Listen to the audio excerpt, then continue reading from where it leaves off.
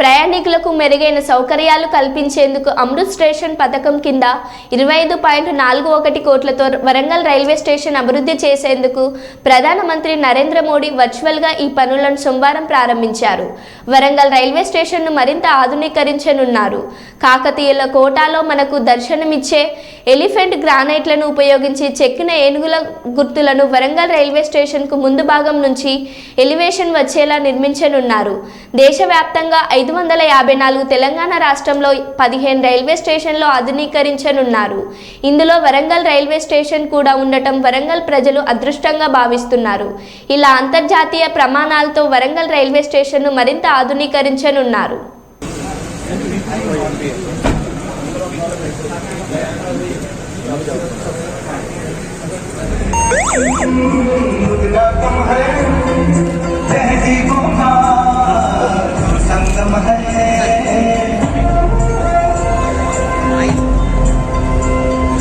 కార్యక్రమంలో భాగస్థులమైన మనం ఈ కార్యక్రమం యొక్క విశేషాలు తెలుసుకుందాం. కేవలం స్టేషన్ల నిర్మాణం మాత్రమే కాదు, ఇది మన దేశ పునాదులైన ఐక్యత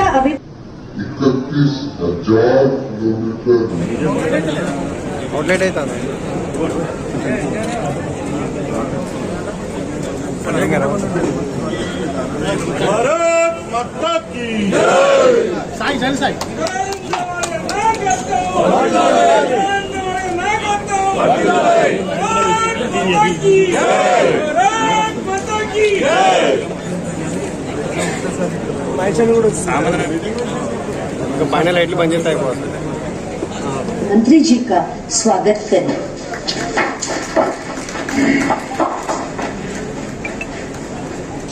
जनप्रिय जनसेवक प्रधानमंत्री श्री नरेंद्र मोदी जी के मार्गदर्शन में विकसित भारत निर्माण के संकल्प को सिद्धि तक पहुंचाने रानी कमलापति स्टेशन भोपाल आदि के रूप में नजर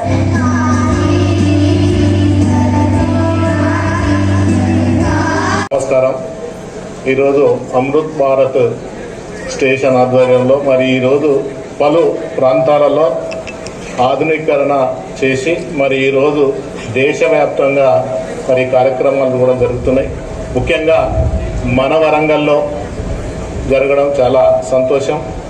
మీరు చూసిండ్రు గతంలో మన రైల్వే స్టేషన్ ఏ విధంగా ఉండే, మరి ఈ తక్కువ టైంలో దాదాపు 8-9 సంవత్సరాల కాలం నుండి ఏ విధంగా డెవలప్ అయిందో మీ అందరికీ కూడా తెలుసు.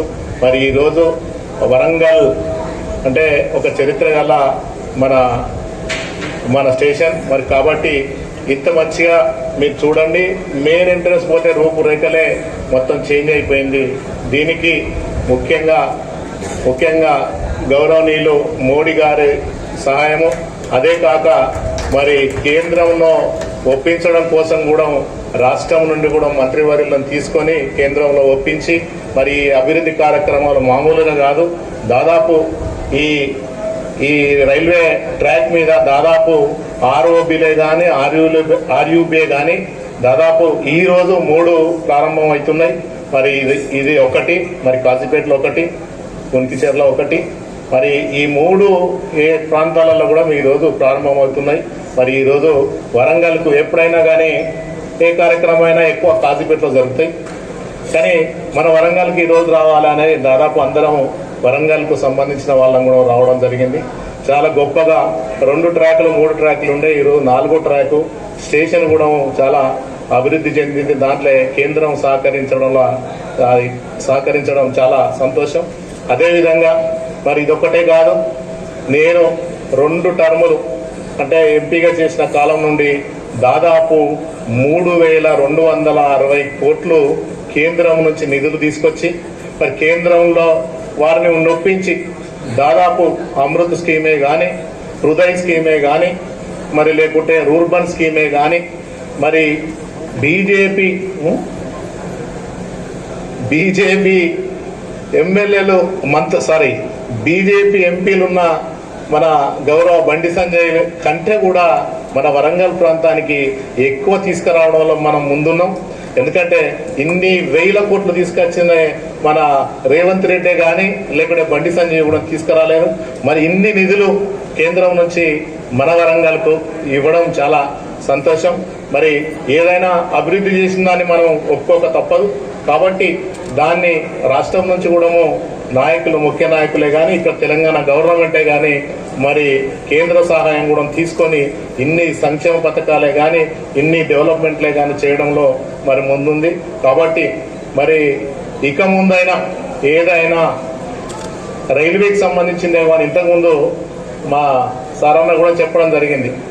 ఈ సౌత్ ఇండియాలో ఒక పెద్దది కాజీపేట్ జంక్షన్ మనది.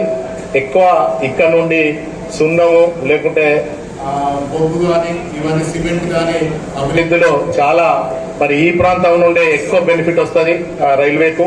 మరి ఇవన్నీ కూడా రావడం, మరి కార్యక్రమానికి ముఖ్యంగా మన డిప్యూటీ చైర్మన్ అన్న బండ ప్రకాష్ గారు రావడం మరి చాలా సంతోషం. అదేవిధంగా బసవరాజారాయ్ గారు, అక్క గుండు సుధారాణి గారు, మన